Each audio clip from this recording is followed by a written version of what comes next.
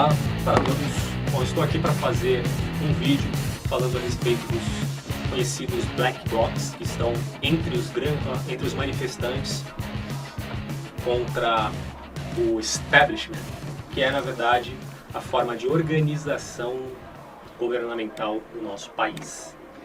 E isso em si mesmo já é uma grande contradição e vocês vão ver por quê. Eu vou tentar aqui passar meu parecer a respeito disso, com a ideia que eu deixei aqui no título do vídeo, que é justamente o paradoxo revolucionário dos Black Blocs. Não só dos Black Blocs, mas na verdade de todo um conjunto de ideários propriamente de viés esquerdista e tal.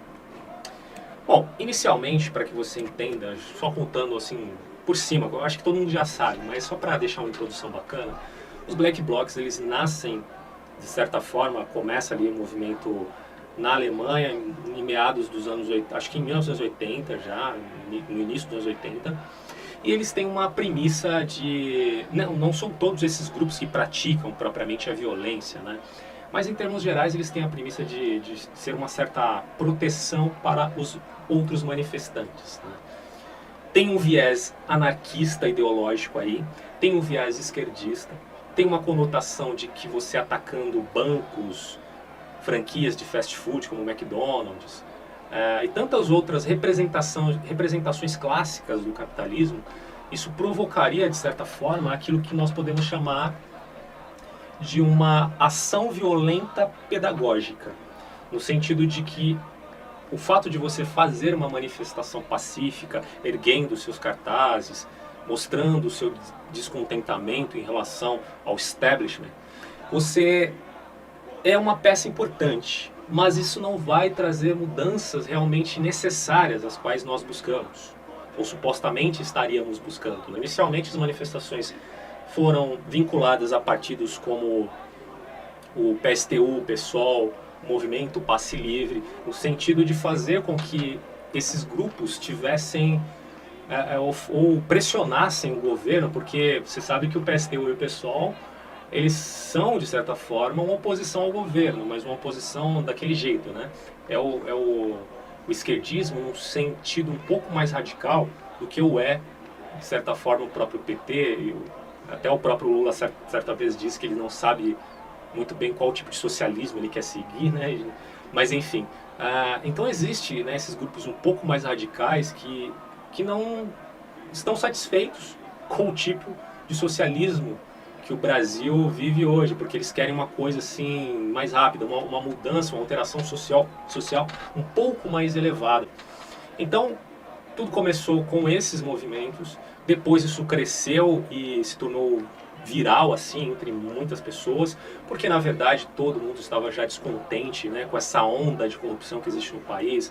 É mensalão pra cá, sabe, é dinheiro na cueca, tanta coisa que aconteceu que na verdade terminava em pizza, e isso gerou um descontentamento muito grande dos brasileiros, inclusive o advento assim do dinheiro que foi desembolsado, né, para que ocorressem aí o investimento, não sei, mas enfim, de reconstrução dos estádios para a Copa de 2014, tudo isso gerou uma certa comoção nacional, né?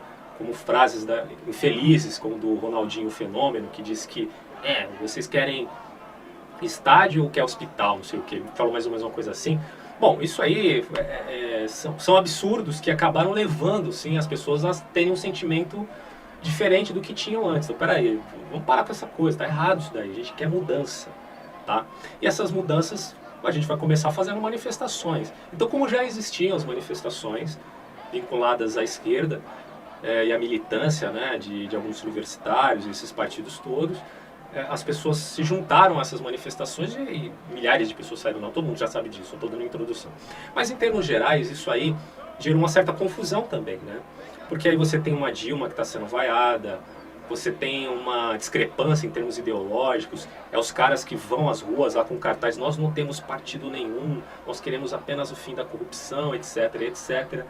E esses grupos que eram de esquerda ficaram meio confusos, eu imagino. Porque, poxa, a gente tem um ideário já tem um plano de alteração, a gente quer centralizar a coisa no viés esquerdista, socialista e tal, e de repente essas pessoas estão meio que fora do eixo Não, nada, nenhuma, não é nenhuma indireta, tá? E, bom, em termos gerais, isso acabou gerando uma certa confusão, porque algumas pessoas se diziam de certa forma conservadores, uns eram de uma igreja, de igrejas, outros não. E aí ocorreram diversas manifestações, né, como a gente sabe, dos médicos, dos professores, dos caminhoneiros, trazendo inúmeros problemas, tá, sabe? E, bom, enfim, isso aí todo mundo já sabe. Mas no que se refere aos black blocs, isso gerou uma certa curiosidade para as pessoas, porque é um grupo, de certa forma, assim, uniformizado, eles andam de preto, com bandeiras pretas, e são violentos, né? E como eu disse, essa violência ela tem um sentido um tanto pedagógico, porque a grande questão que eles trazem para nós aqui é a seguinte: será que a violência também não é importante para uma alteração cultural ou para uma mudança, até por uma mudança assim da ordem que nós entendemos como correta, ou que nós entendemos de certa forma que agora não é tão correta assim? Quer dizer, a violência é uma pedagogia muito importante nessa guerra cultural, ou nessa transvaloração das coisas na sociedade. Então eles trazem isso, a gente sabe, né, como diria na Revolução Francesa, nenhuma revolução efetivamente ocorre com águas de rosas, mas de certa forma com derramamento de sangue. O único problema aí é que as pessoas que geralmente derramam sangue nas revoluções não são os ideólogos, e sim são aqueles que são vítimas deles mesmos. Então assim, é interessante, né? Um cara que queira fazer uma mudança realmente efetiva, por que ele não vai derramar o sangue dele? Pelo contrário, ele quer derramar o sangue dos outros. Fica aí a dica de reflexão. Mas, em termos gerais, o que você vê é uma tentativa de radicalismo mais contundente, porque isso sim traria uma mudança. Porque você veja, as pessoas estão lá, estão levando os seus cartazes, estão procurando fazer uma coisa pacífica, mas quando alguém faz um ato de violência, isso traz uma visibilidade muito grande. Então isso é muito mais importante. Agora, o que é interessante, eu até marquei aqui para falar, porque eu não quero esquecer de falar isso aqui, é a respeito da polidez do discurso, a que eu denominaria aí como, de certa forma, um discurso um tanto camuflado. São aqueles caras, ou aqueles grupos, aquelas pessoas que isso aí é muito generalizado aqui no Brasil, aqui nós denominamos como politicamente correto. E bater nessa tecla do politicamente correto é importante porque isso envolve relações políticas. Não sei se muitas pessoas acham que você só fala de politicamente correto ou incorreto para defender o seu direito de fazer piadas. Por favor, né, cara? A coisa vai muito mais a fundo. Isso se vincula, na verdade, em termos políticos, às relações de polidez, que são, na verdade, táticas de camuflagem para enganar as pessoas, né? E você vê isso no discurso de algumas pessoas, como, por exemplo, alguns ativistas, sejam eles vinculados à conjuntura, né, midiática ou não, ou vinculado a outra forma de mídia, que defendem, né, grupos como o Black Bloc, não defendendo no sentido crasso do termo, no seu discurso, mas defendendo na sua ação. Isso aí precisa ficar muito entendido, porque o discurso desses grupos, principalmente grupos aí de esquerda, de certa forma, sempre é um discurso muito polido, é sempre uma coisa assim que tenta levar tudo para o lado do equilíbrio, né? Não, nós não somos radicais, nós estamos, na verdade, tentando agir de uma maneira correta, tentando dialogar com todos os grupos, com todas as pessoas, porque de fato nós queremos trazer uma alteração que seja equilibrada, né? Que seja... Nós temos uma postura light no discurso, mas uma postura radical nas ações. Isso eu não posso deixar de notar que é um discurso politicamente correto, que tem o viés de camuflar as suas verdadeiras ações. O fato de você não dizer quais são as suas intenções, o fato de você não dizer quais são as suas influências, o fato de você não deixar claro isso, é sempre uma tática, quer dizer, é um elemento que você utiliza ali para essa guerra que não se vincula apenas à violência, mas também à cultura, né, à forma como você age, a própria política, num sentido mais pedagógico e não necessariamente num sentido constitucional, né? Então, isso tem me incomodado bastante. Eu acredito que a todas as pessoas que perceberam isso, com certeza ficam incomodadas. Deixa eu ver se o gravador tá ligado aqui, senão... Tá. As pessoas ficam muito incomodadas, né? É uma coisa assim que você percebe quando você para um pouquinho só para pensar. Bom, então voltando aqui aos Black Blocs, eles têm uma intenção clara de trazer uma alteração do establishment, que é, na verdade, a ordem ideológica, a economia, a política, que constitui uma sociedade efetiva, né, o Estado. Mas essa luta, para mim, é muito paradoxal, muito estranha, porque o establishment que existe aqui no Brasil é justamente aquilo que eles seguem como ideário, né? Porque, veja bem, em termos econômicos, todos nós sabemos que em termos sociais o Brasil é um país capitalista. Para que funcione a economia, o Brasil tem que ser um país capitalista, que tenha empresas privatizadas, etc, etc. Todo mundo sabe disso. Mas existe outro foco que nós temos que ter aqui em relação ao ideário de um país, ou em relação ao establishment do país, ou seja, a ordem ideológica do país, qual é? Isso precisa ficar muito claro, que a ordem ideológica do Brasil é, na verdade, a ordem ideológica que se manifesta com pensadores clássicos, como é o Antônio Gramsci, que é um cara que tem uma perspectiva muito óbvia no que se refere a trazer alterações sociais a longo prazo na própria cultura, para fazer com que essas pessoas que vivem nessa cultura se tornem, ou tenham um senso, isso aí a gente até chama de alteração do senso comum, né? Uma transvaloração do senso comum, ao longo do tempo. Quer dizer, a pessoa nasceu já dentro de uma conjuntura, uma forma de pensamento, então ela não vai mudar assim de repente. Isso aí vai acontecer aos poucos. Agora, aqueles que já nasceram numa nova conjuntura, com base nesse esquema de fazer com que a cultura mesmo do país ande sempre nesse caminho, é aquela coisa da onda está andando para um lugar, se você for contra a onda, você não vai ficar muito bem. Então, geralmente as pessoas não querem fazer isso. E quando você percebe que essa onda está muito vinculada a uma direção canhota, né, diria, no quesito assim de ser uma ação de culturalização esquerdista, você percebe que o establishment do Brasil é vinculado ao esquerdismo, no seu sentido cultural. Bom, isso é uma coisa muito importante. Se você pega um Brasil que foi influenciado, por exemplo, pelos jesuítas e pelos cristãos, católicos, portugueses, você vê que é um Brasil que teve a sua grande influência do cristianismo e que de repente tem como tradição óbvia o próprio cristianismo. Então, isso que o Gramsci tenta fazer, não no Brasil porque ele é italiano, enfim, é voltado para trazer uma alteração na cultura de cada sociedade de uma forma muito sutil, muito polida, a longo prazo, o que ocorre exatamente aqui no Brasil. Então, é uma coisa que nos chama a atenção e que as pessoas geralmente querem ignorar, não sei exatamente por quê.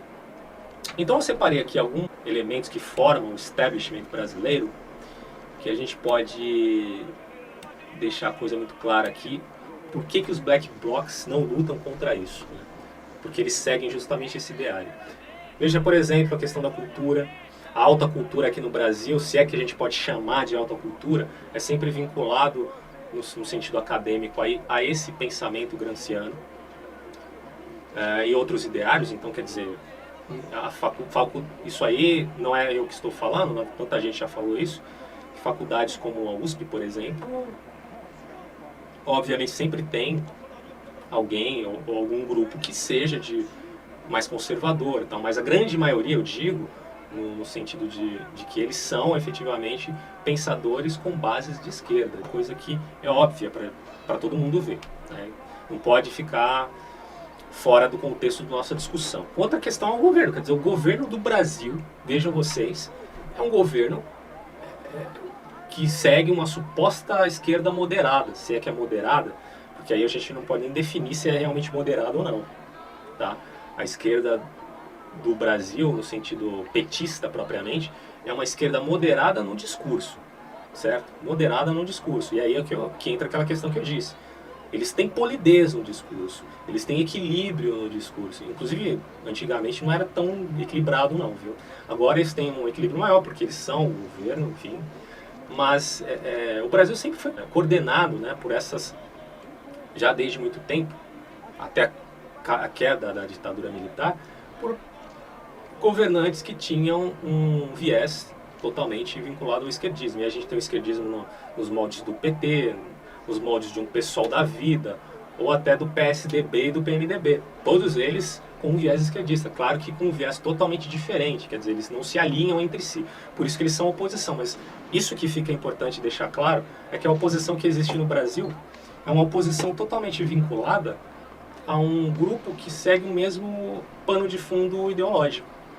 Todos eles são de esquerda, mas uns são de esquerda mais fabiana, mais moderada, outros são de esquerda mais radical, outros estão em dúvida. Então fica aquela coisa, né? Os caras que são de uma esquerda mais radical, esses dias eu vi um professor, né, dando uma aula, um marxista assim, muito ferrenho, né, um professor de direito falando a respeito do marxismo, dizendo que, olha, esses caras que se dizem marxistas aqui no Brasil, na verdade não são marxistas, porque eles são totalmente avessos a Marx. Obviamente porque eles seguem um ideário esquerdista marxista, e não um ideário esquerdista propriamente gramsciano, ou da linha mais moderada, né, que seria essa linha fabiana e tal. Mas todos eles têm um intento muito óbvio, que é de fazer com que a alteração ocorra, seja a longo prazo, seja a curto prazo. Eles querem seguir essa perspectiva. Isso fica até estranho para algumas pessoas que aqui no Brasil dizem que essa coisa de esquerda e direita já não existe mais, que tudo é muito misturado e tal. Não perceberam ainda, gente, não perceberam ainda de que hoje o Brasil vive uma espécie de ditadura no sentido mais estrito do termo, no que se refere à questão propriamente acadêmica, certo? E eles estão ditando, na verdade, os livros que você tem que ler, a maneira como você tem que pensar, e tudo isso é feito de uma maneira muito sutil. Então, na medida que você procura ler outras coisas, de um ponto de vista diferente, você acaba sendo tolhido, em muitos casos, né? Então, isso aí já está vinculado, obviamente, ao establishment do país. Não pode se desvincular, porque o próprio governo é isso. Já falei aqui da esquerda radical, que eu tinha anotado aqui. E nós temos também a mídia, né? A mídia, em termos gerais, ela tem um trabalho também muito importante para a mudança cultural, que isso aí, por mais que você ache que... E aí vem a acusação de que pessoas como eu que estou falando isso são conspiracionistas, na verdade, teóricos da conspiração. Conspiracionistas seriam eles, mas pessoas que dizem isso, na verdade, estão agindo de uma maneira totalmente tola, porque eles são apenas teóricos. Eles estão achando que nós estamos vivendo uma grande conspiração, essa ideia de plano de poder, ai que medo do Lula, não sei o quê. Bom, você pode até achar isso, mas você não pode ir contra a evidência e contra o fato. Porque é óbvio que diante dos fatos que nós conseguimos enxergar e ver claramente que ocorrem no país, isso nos trará um senso bom, está ocorrendo isso, eu preciso interpretar melhor o que está ocorrendo. Então eu vou ler, vou buscar informação, vou escutar pessoas que já estudaram mais a fundo isso para chegar a uma conclusão mais efetiva. Mas eu estou vendo o que está acontecendo. Agora, piores são os caras que negam o fato propriamente dito, o fato cru que está ali diante deles, que simplesmente ignoram para defender a sua base explicitamente vinculada a um conceito que não chega a tocar a realidade. Isso acontece muito. Eu acho que, por mais que você diga que existe um certo exagero quanto a essa coisa de que, bom, o Brasil tem uma perspectiva de cunho esquerdista, mas isso não vai trazer tanta alteração assim para as pessoas. Mas claro que vai trazer, cara. Quando você vê, por exemplo, uma mulher no meio da rua, que pega uma imagem lá de um santo, né, da própria Maria, que é tão celebrada pelos católicos, eu não sou católico, né, mas enfim, e a mulher pega a estátua e enfia nas pernas. Então quer dizer, o que isso vai gerar nas pessoas? Eu lembro, muito tempo atrás, que um pastor, acho que era da Universal, pegou uma estátua de Maria e chutou a imagem. Isso foi um escândalo na época. Todo mundo dizendo, nossa, que horror, que coisa grotesca. Esses caras têm que ser processados e deportados do país. Quer dizer, foi uma revolta muito grande. Eu entendo até isso.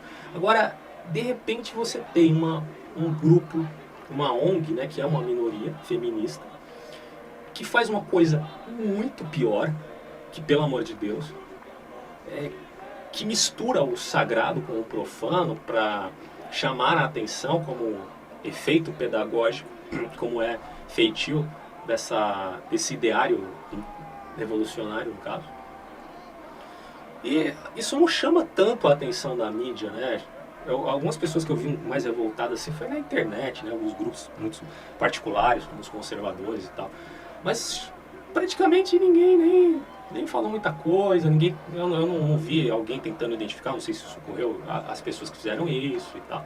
Mas ficou por isso mesmo. Então é óbvio que o senso comum está sendo alterado de uma maneira gradativa, né? Algumas pessoas dizem que isso vai ser bom. Como eu disse, eu acho que quando uma coisa é feita artificialmente, não pode ser tão boa assim.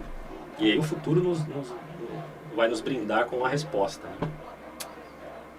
Outra coisa básica que a gente tem que também entender a respeito do establishment, que forma, né, a ordem principal no país, são os financiadores, né? Como vocês sabem, a suprema elite capitalista do Ocidente, que na verdade, de certa forma, até faz uma frente aí contra o capitalismo liberal, o neoliberalismo, que já é outra coisa, e, inclusive é algo que esses caras aí do Black Bloc, eu acho que é muito difícil entender.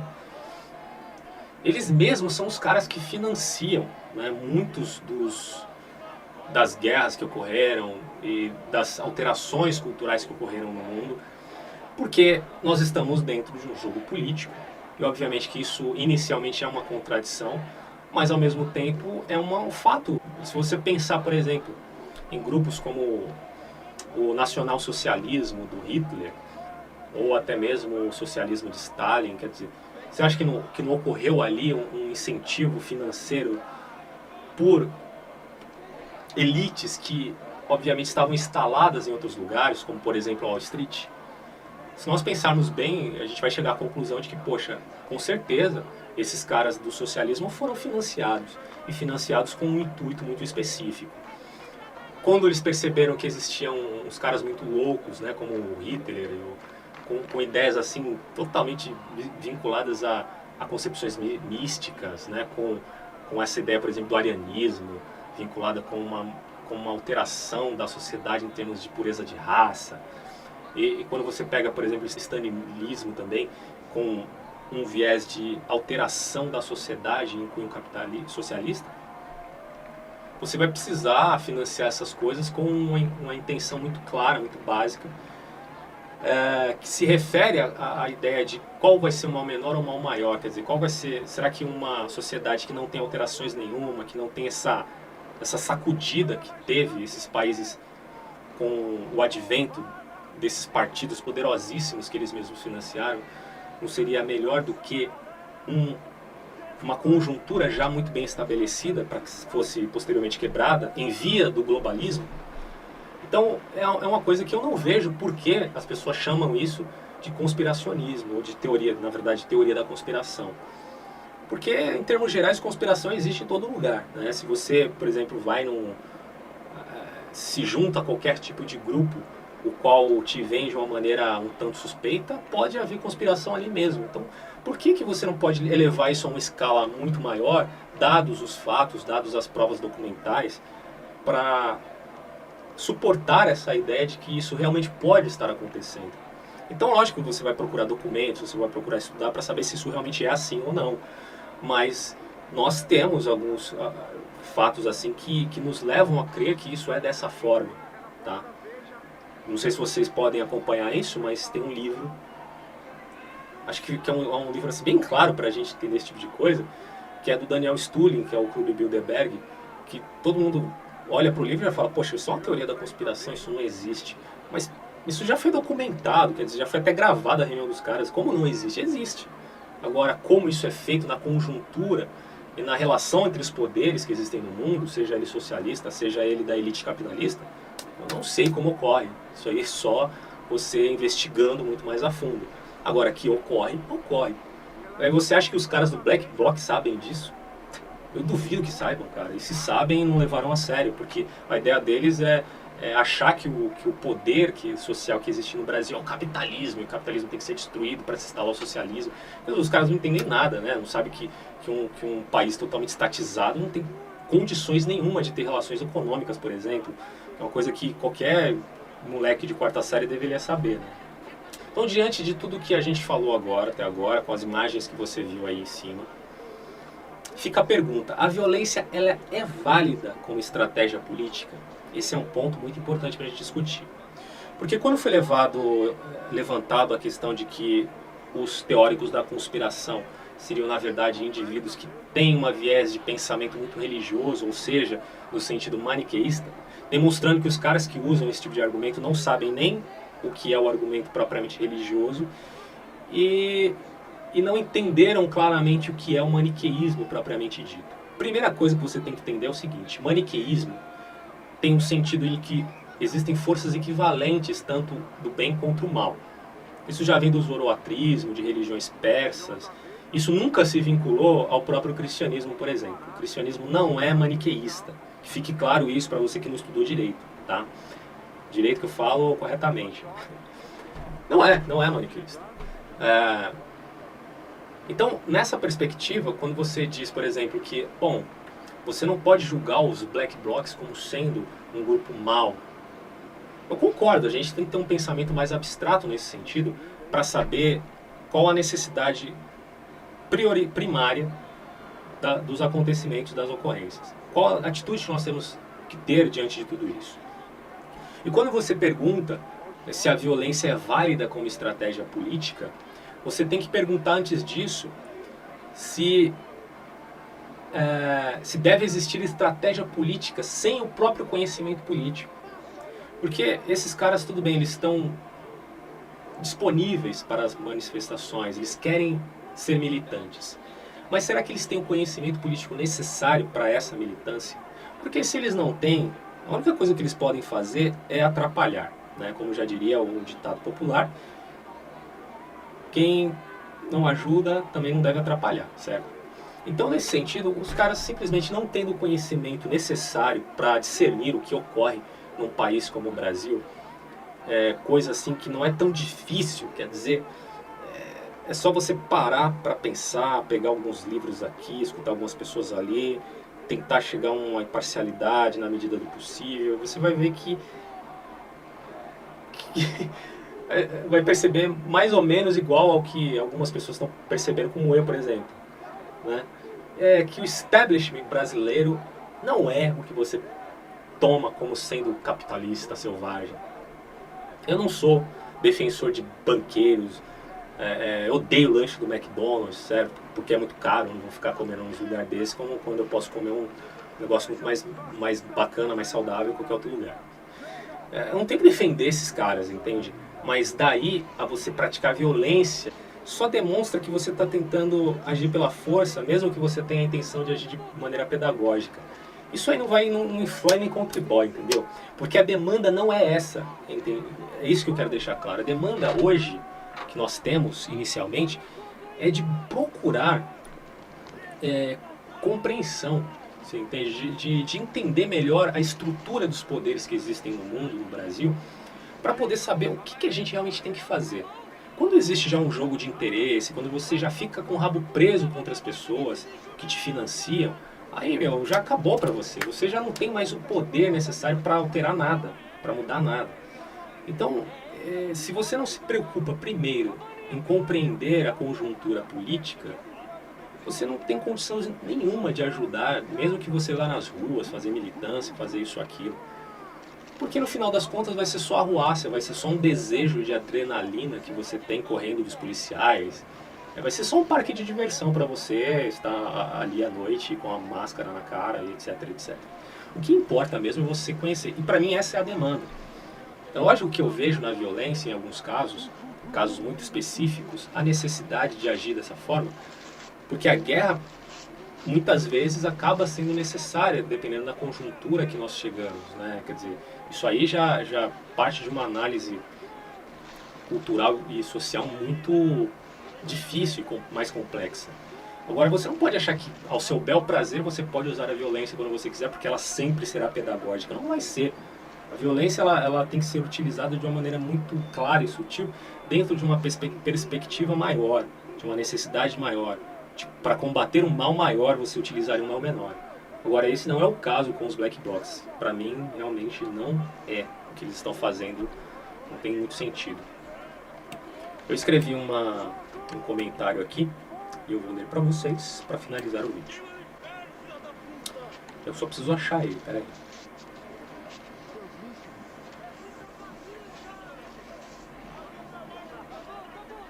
E aí eu escrevi o seguinte: esses são os caras a favor da liberdade de expressão querendo destruir a edição da Veja e a eliminação da PM, como eram os gritos ali. Inclusive usando uma musiquinha da Carmen Miranda, coitada da Carmen Miranda, né? Eu preferia ela cantando, muito mais bonito. Aí a pergunta que fica é: quem eram mesmo os fascistas? Os maniqueístas nesse sentido? Esse é o paradoxo da revolução que diz que para eliminar um suposto mal, você tem que agir igual a eles. No entanto, elimina-se o agente, mas o mal permanece, agora com uma nova face. Eu acho que esse é o aspecto paradoxal das revoluções, porque na medida que você tenta eliminar o mal, você tem que necessariamente agir como esse mal estava agindo, de uma maneira arbitrária.